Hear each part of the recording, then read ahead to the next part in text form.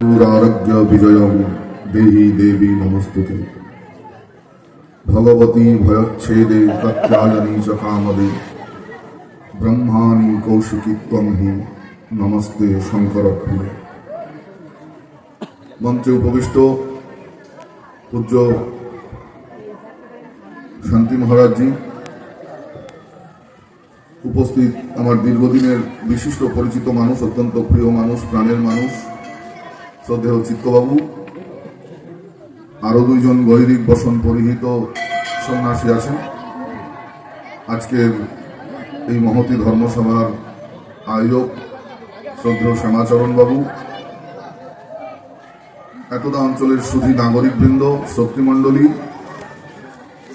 শক্তি স্বরূপা মাতৃমণ্ডলী, আমার তরুণ তুর্কি যুবক ভাইয়েরা, একদা অঞ্চলের স্থানীয় গ্রামবাসী বৃন্দ, যতদূর পর্যন্ত আমার মাইক্রোফোনের শব্দ তরঙ্গায়িত হয়, প্রত্যেককে আমি গোস্বামী তুলসীদাসজির ভাষায় বলতে চাই, সীতা রামময় জগ জানি সবহু করহু প্রণাম করি যুগ পানি।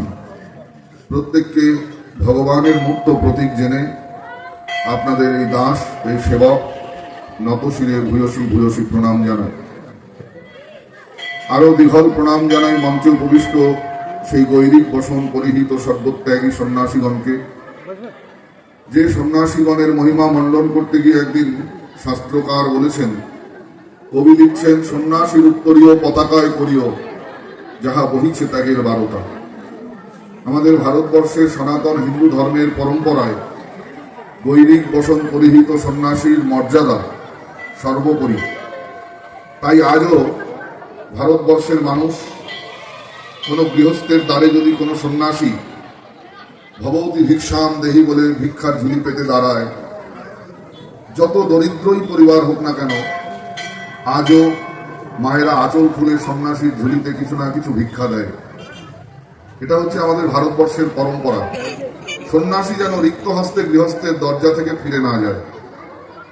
তাই সেই ত্যাগব্রতী দেব শিশুগণ মঞ্চে উপবিষ্ট, তাদের নখের যোগ্য হয়তো আমি নই, আমিও তাদের সেবক, এবং তারা তাদের স্নেহ, তাদের কৃপা শক্তি দিয়ে আমায় পুষ্ট করেছেন। তাই সনাতন ধর্মের সেবার কোনো কাজে আমি লাগছি। আজকে মায়ের মন্দিরকে কেন্দ্র করে, মায়ের মন্দির যে নব কলেবর হয়েছে, নবনির্মিত হয়েছে, জীর্ণোদ্ধার হয়েছে, এই জীর্ণোদ্ধারকে কেন্দ্র করে যে ধর্মসভা, সেই ধর্মসভায় আপনারা প্রত্যেকে এসেছেন, আপনারা শুনছেন, এই জন্য আমি কৃতজ্ঞ।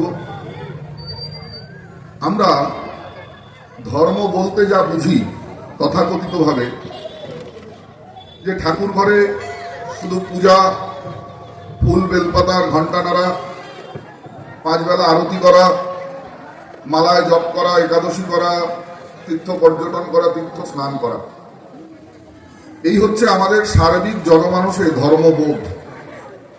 কিন্তু মনে রাখবেন, সনাতন হিন্দু ধর্ম কিন্তু শুধুমাত্র এই ঠাকুর ঘরের পূজার, ফুল বেলপাতার ঘণ্টা নাড়ার মধ্যে সীমাবদ্ধ নয়। সনাতন ধর্মের চিন্তা অনেক বিরাট, অনেক ব্যাপক। তাই আমরা সনাতনী। আজকে একটু আগে পূজ্য স্বামীজি বলছিলেন, আমি শুনছিলাম, বাংলায় হিন্দু বাঙালিদের ঘোরতর দুর্দিন। একটা সময় সারা বিশ্বের মানচিত্রে এই হিন্দু বাঙালিদের গৌরব ছিল প্রচন্ড।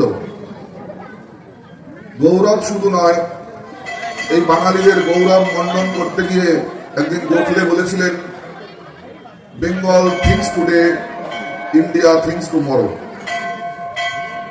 সেই হিন্দু বাঙালিদের শতাব্দীর পর শতাব্দী গৌরবময় ইতিহাস,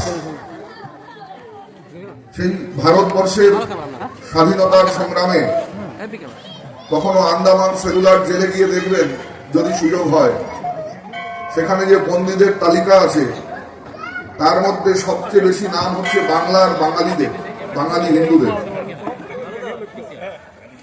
সেই বিনয় বাদল, দীনেশ ক্ষুদিরাম, প্রফুল্ল চাকি, মাস্টারদা, সূর্য সেন থেকে আরম্ভ করে সবচেয়ে বেশি ভারতবর্ষের স্বাধীনতায় অংশগ্রহণ করেছিলেন এই বাংলার দামাল সন্তানেরা, যারা ভারত মায়ের শৃঙ্খল মোচনের জন্য একদিন ঝলকে ঝলকে বুকের তাজা রক্ত ঢেলে দিয়ে বলেছিলেন, ওহে ব্রিটিশ, কি দেখাও ভয়, তোমার ভয়ে কম্পিত নয় আমার হৃদয়।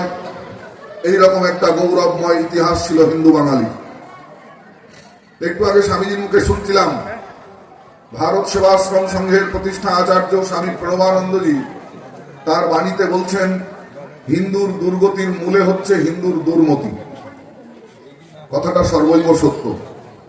যে বাঙালির হাজার বছরের এই গৌরবময় ইতিহাস ছিল, যে বাঙালি কোনোদিন মাথা নত করে নাই, দুর্ভাগ্য পশ্চিম বাংলায় সেই হিন্দু বাঙালি আজকে ভাতাজীবী হিন্দু বাঙালি হয়ে উঠেছে। একদল আমাদের সামনে ভিক্ষার দান কুকুরের মতো রুটি ছিঁড়ে ছিঁড়ে দিচ্ছে, আর আমরা সুখে লেজ নাড়ছি, না জানি আমরা কি সুন্দর আছি। এই পরজীবিতাতে বাঙালি কোনোদিন অভ্যস্ত ছিল না। সারা ভারতবর্ষের মানচিত্রে বাঙালি হিন্দুর একটা প্রতিবাদী চেহারা ছিল। বাঙালি হিন্দু প্রতিবাদ করতে জানে, বাঙালি হিন্দু কোনোদিন কোনো কালে মাথা নত করে নাই। আজকে বাংলার ইতিহাসে এমন হিন্দু বাঙালির ভাগ্য আকাশে এমন কালো মেঘের ঘনঘটা, যেখানে বাঙালি হিন্দুর শ্রেষ্ঠ উৎসব দুর্গোৎসব, সেই দুর্গোৎসবের পারমিশন আনতে কোর্টের দ্বারস্থ হতে হয়। আমাদের এগুলো ভাবা উচিত। শুধুমাত্র ঠাকুর ঘরের পূজার ফুল তুলসীতে সীমাবদ্ধতা ধর্ম নয়। আমরা যেটা এতকাল করিনি, আমরা ধর্ম আচরণ প্রত্যেকেই কম বেশি করি। প্রত্যেকের বাড়িতেই সংক্রান্তি মাস পয়লায় সত্যনারায়ণ পুজো হয়, বাড়িতে যাগযজ্ঞ পূজার্চনা সবার বাড়িতেই হয়। কিন্তু আমরা ধর্ম আচরণ করে ক্ষান্ত হলাম, ধর্মকে সংরক্ষণ করতে শিখলাম না। ধর্ম আচরণ আর ধর্ম সংরক্ষণ দুটো জিনিস। ধর্ম আচরণ তো হলো, ধরুন এই যে একটা মায়ের মন্দির হয়েছে, এখানে গ্রামবাসী পুজো দিতে আসেন বা ভবিষ্যতেও আসবেন। পুজোর ডালা সাজিয়ে নিয়ে প্রত্যেকে পুজো দিতে আসেন, ভাব ভক্তিতে বিগলিত হয়ে গদগদ হয়ে মায়ের কাছে আত্মনিবেদন করলাম, সব ঠিক আছে। এটা তো সাধনার অন্তরঙ্গ দিক। কিন্তু ধর্মের সংরক্ষণ আমরা করতে ভুলে গেলাম। এত সুন্দর দেবালয় শুধু ইটকাঠ পাথরের একটা নির্মাণ নয়, দেবালয় হচ্ছে হিন্দুর আস্থার কেন্দ্র। আপনি বলতেই পারেন, স্বামীজি সনাতন হিন্দু শাস্ত্রে বলা আছে সর্বত্র ভগবান আছেন। কিছু মানুষ বলেন, তাহলে আলাদা করে মন্দিরের প্রয়োজন কি? সর্বত্র ভগবান আছেন, এটা ঠিক। ধরুন সর্বত্র হাওয়া আছে, আপনি তাই জন্য নিঃশ্বাস প্রশ্বাস নিচ্ছেন। কিন্তু যদি আমার গাড়ির টায়ারটা পাংচার হয়ে যায়, গাড়ির টায়ারটা উঁচু করে হাওয়া হাওয়া করে চিৎকার করলে গাড়ির টায়ারে হাওয়া ভর্তি হয় না। গাড়ির টায়ারে হাওয়া ভর্তি করতে গেলে আমাকে নিয়ম মেনে কোনো না কোনো গ্যারেজে যেতে হবে, তারপর সেখান থেকে হাওয়া দেওয়ার মেশিন দিয়ে সেই গাড়ির টায়ারে হাওয়া দিতে হবে। ঠিক তদ্রূপ ঈশ্বর সর্বত্র আছেন, এটা ঠিক। কিন্তু আপনার আমার আস্থাকে কেন্দ্রীভূত করার জন্য একটা উপাসনালয়ের প্রয়োজন হয়। ঠিক ওই হাওয়ার মতো, হাওয়া সর্বত্র আছে, কিন্তু গাড়ি লিক হয়ে গেলে, টায়ার পাংচার হয়ে গেলে হাওয়া হাওয়া করে চিৎকার করলে হাওয়া ভরে না। তাকে গ্যারেজে গিয়ে নিয়ম মেনে হাওয়া ভরতে হয়, লিক সারিয়ে। আমরা মঠ মন্দির করলাম, ধর্মাচরণও যথেষ্ট করলাম, কিন্তু বুকে হাত রেখে বলুন, মঠ মন্দির গ্রামের মধ্যে হলো, কাল যদি কোনো দুর্বৃত্ত, কোনো দুরাচারী এই মন্দির ভাঙতে আসে, তার জন্য আপনি কি ব্যবস্থা করেছেন?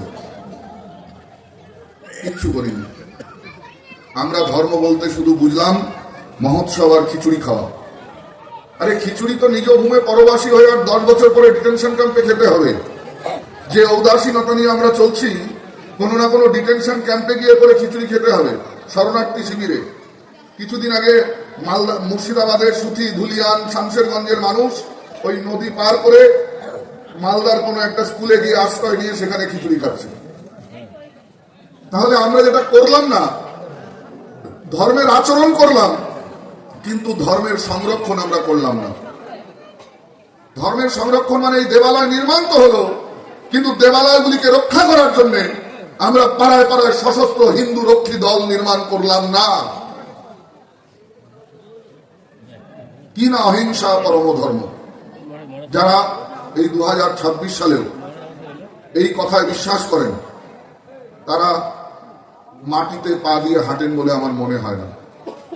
একদল লোক কাঁধে ঝোলা ব্যাগ নিয়ে পাড়ায় পাড়ায় আপনাকে ধর্ম নিরপেক্ষতার গান শুনিয়েছে। মোরা একই বৃন্দে দুটি কুসুম, হিন্দু মুসলমান, মুসলিম তার নয়নমণি, হিন্দু তাহার প্রাণ। বিদ্রোহী কবি ঠিকই লিখেছিলেন, আপনি তার মানেটা ভুল বুঝেছেন। বিদ্রোহী কবি ঠিকই লিখেছেন কথা, আপনাকে তার মানেটা ভুল বোঝানো হয়েছে। বিশ্বকবি রবীন্দ্রনাথ লিখছেন, পৃথিবীতে দুইটি মতবাদ, যাহারা নিজের ধর্মকে আচরণ করিয়াই ক্ষান্ত হন না, অন্যের ধর্মকে গিলিয়া খাইতে চায় উদগ্র ব্যাঘ্রের ন্যায়। একদল অর্থের প্রলোভনে, আরেক দল তলোয়ারের ঝঞ্ঝনানিতে। সমাজদারও কে লিয়ে ইশারা হি কাফি হয়। তাহলে অহিংসা পরম ধর্ম, এটা যেমন ঠিক, ধর্ম হিংসা তথই বচ, তার পরের লাইনে এই কথাটাও ঠিক। ভগবান মর্যাদা পুরুষোত্তম রামচন্দ্র, হিন্দু ধর্মের ভগবান অবতার, তার স্ত্রীকে দুরাচারী রাবণ হরণ করে নিয়ে গেলেন। রামচন্দ্র তো বলতেই পারতেন, যত মত তত পথ, অহিংসা পরম ধর্ম। আসো রাবণ, তোমার সঙ্গে আমি একটু কোলাকুলি করি, তুমি যা করেছো বেশ করেছো, আমার বউ চুরি করে নিয়ে গেছো। ভগবান রামচন্দ্র তা করলেন না। ভগবান রামচন্দ্র আদিবাসী, গিরিবাসী, বনবাসী ভাই বোনদের একত্রিত করে তাদের সঙ্গে এক পাতে খেয়ে বন্ধুত্ব সৌহার্দ্য করে বানর ভালু সেনা নিয়ে দুরাচারী রাবণের লঙ্কার দিকে অভিযান আনলেন। ভগবান কৃষ্ণ, যে ভগবানকে আমরা রাসে নৃত্য করার ঠাকুর বানিয়েছি, কিনা ভগবান কৃষ্ণ বোধহয় শুধু রাসে নাচার জন্যই এসেছেন। দেখবেন এই পাড়ায় পাড়ায় এই শীতকালে ওই অষ্টম প্রহর 16 প্রহর নামযজ্ঞ হয়। আমরা কীর্তনিয়া ভাড়া করে আনি নবদ্বীপ থেকে।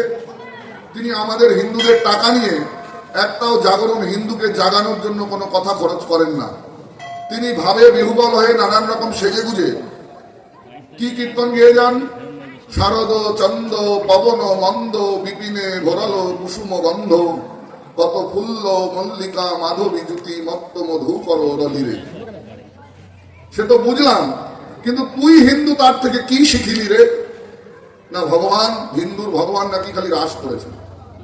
এই যে বোকা বোকা চিন্তা ধর্ম সম্পর্কে আমাদের, যে ভগবান কৃষ্ণচন্দ্র, যিনি জন্মাবার আবির্ভাব হওয়ার পরের দিন থেকে যার জীবনের সংঘাত শুরু। প্রথম কংস পাঠালেন পুতনাকে ভগবানের কিশোর বাল্য অবস্থায়। পুতনা বিষ মাখানো স্তন পান করে ভগবানকে হত্যা করতে গেলেন। ভগবান কৃষ্ণচন্দ্র পুতনার বিষ মাখানো স্তন পান করে এমন পান করলেন, সেই টানের মাধ্যমে তার প্রাণবায়ুকে হরণ করে দুরাচারী রাক্ষসী পুতনাকে ধরাশায়ী করলেন। আমাদের কিচ্ছু এসে যায় না, পুতনা বধ কেউ বলে না।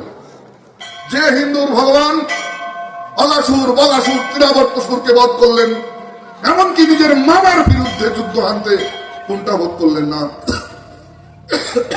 সেই হিন্দুর ভগবানকে আমরা বানালাম কিনা রাসে নাচ করার ঠাকুর। ভগবান গীতায় বললেন, পরিত্রাণায় সাধূনাম বিনাশায় চ দুষ্কৃতাম ধর্ম সংস্থাপনার্থায় সম্ভবামি যুগে যুগে। আচ্ছা, এই শ্লোকটা যদি গীতা যদি স্বয়ং ভগবানের মুখনিসৃত বাণী হয়, নিজে মুখে ভগবান স্বীকার করলেন, আমি 3টে কাজের জন্য আসি, যুগে যুগে আবির্ভূত হই। কি কি কাজ? পরিত্রাণায় সাধূনাম, সাধুর পরিত্রাণ, বিনাশায় চ দুষ্কৃতাম, দুষ্কৃতির বিনাশ, আর ধর্মরাজ্যের প্রতিষ্ঠা। এই তো কথা। তাহলে বিনাশ শব্দটা কিন্তু তিনি ব্যবহার করছেন। লক্ষ্য করার বিষয়, ভগবান কিন্তু গীতার মধ্যে নিজে বিনাশ শব্দটা ব্যবহার করলেন। বিনাশ করতে গেলে মালাচন্দন দিয়ে বিনাশ হবে, বিনাশ করতে গেলে নৌকা বিলাসের মধ্যে দিয়ে বিনাশ হবে, বিনাশ করতে গেলে রাসলীলার মধ্যে দিয়ে বিনাশ হবে, বিনাশ করতে গেলে খিচুড়ি খাওয়ার মধ্যে দিয়ে বিনাশ হবে না। বিনাশ করতে গেলে চাই শক্তি, শক্তি, শক্তি। শক্তিহীনের নীতি কথা কেউ শোনে না, শক্তিহীনের নীতি কথা কেউ শোনে না। আমরা ভুলে গেলাম। যুগে যুগে ভগবান অবতীর্ণ হলেন। আমরা ভগবান কৃষ্ণচন্দ্রকে উপস্থাপন করলাম কিভাবে না, মায়েরা যমুনায় স্নান করছেন, হিন্দুর ভগবান লম্পট তিনি মায়েদের বসনগুলি তুলে নিয়ে কেলি কদম্ব বৃক্ষে রাখলেন, তারপর উপর থেকে বসে বসে লুকিয়ে লুকিয়ে মায়েদের নগ্ন স্নান দেখছেন। ভাগবতের কোথায় এই কথা লেখা আছে বলুন তো? এইগুলোর এই সমস্ত উপাখ্যানের জন্য বিদর্মীরা আমাদের কটাক্ষ করে। হিন্দুর ভগবানের এত বড় কর্মময় জীবনের আদর্শকে আমরা গ্রহণ করলাম না, আমরা সেই দিন গ্রহণ করিনি ভগবানের আদর্শকে। যে ভগবান কুরুক্ষেত্রের যুদ্ধে অর্জুনকে উপদেশ করলেন, দ্রব্যং মাস নগম পার্থ নৈতৎপয়ুক প্রবদ্ধতে ক্ষুদ্রং হৃদয় দৌর্বল্যং ত্যক্তোত্তিষ্ঠ পরন্তপ। হে পরন্তপ, হে ভারতাত্মা, তুমি রণাঙ্গনে, তুমি বীরের সন্তান, যুদ্ধ করা তোমার ধর্ম, অতএব রণাঙ্গনে এসে হিজড়ের মতো স্বভাব তোমার শোভা পায় না, এই নপুংসকতা তোমার শোভা পায় না। বাণ ধরো, গান্ডীব ধরো, তোমার প্রতিপক্ষের বিরুদ্ধে বাণ হানো।